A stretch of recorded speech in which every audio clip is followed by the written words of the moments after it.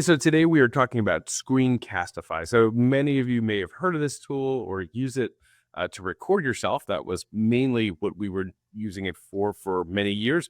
But I want to share a bunch of new features they have that kind of make it much more classroom accessible for using assessments, for using videos, and for using even live learning.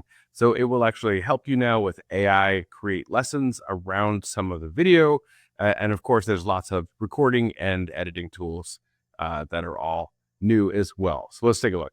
So here's a look at the home screen. You could see on the left side is all of your different options. There's assessments. There's a premium library, which is fantastic. So they have videos from places like Discovery Education, Khan Academy, and a bunch of others. But let's look at some of the new live features. So there's poll questions. That's fantastic. There's things like Submit, which we'll take a look later in the assessments. There's a teleprompter, which is really handy. And you can add images now in the editor. There's also a progress bar in videos and disabled translations. But my most exciting new feature is Transform, which is in beta.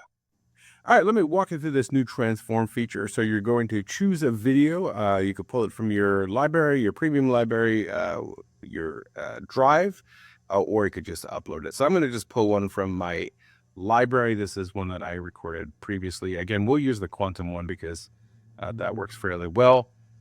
So you have a couple different options here. I could turn it into a how-to guide, a bug ticket, a study guide, or custom. So for this, I think a study guide would fit the best and give it some specific instructions. I'm going to say for teachers and students, K-12. So you could include screenshots and timestamps that would help.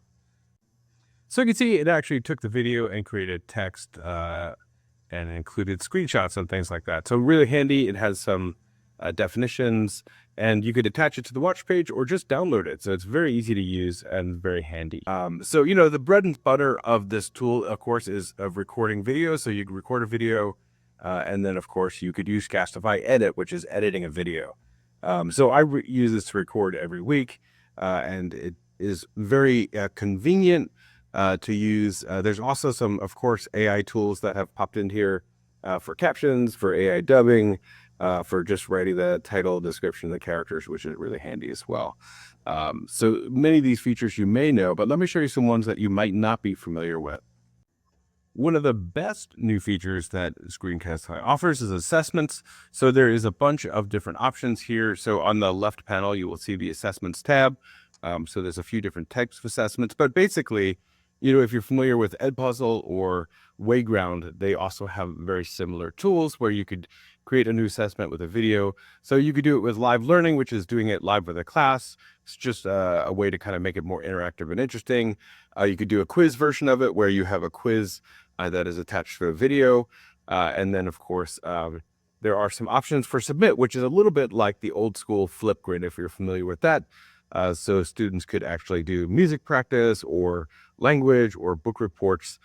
So basically that kind of thing. So let me walk you through actually making an assessment. You just hit new video quiz. You're able to pull from any of the videos that you uploaded or any of the premium videos.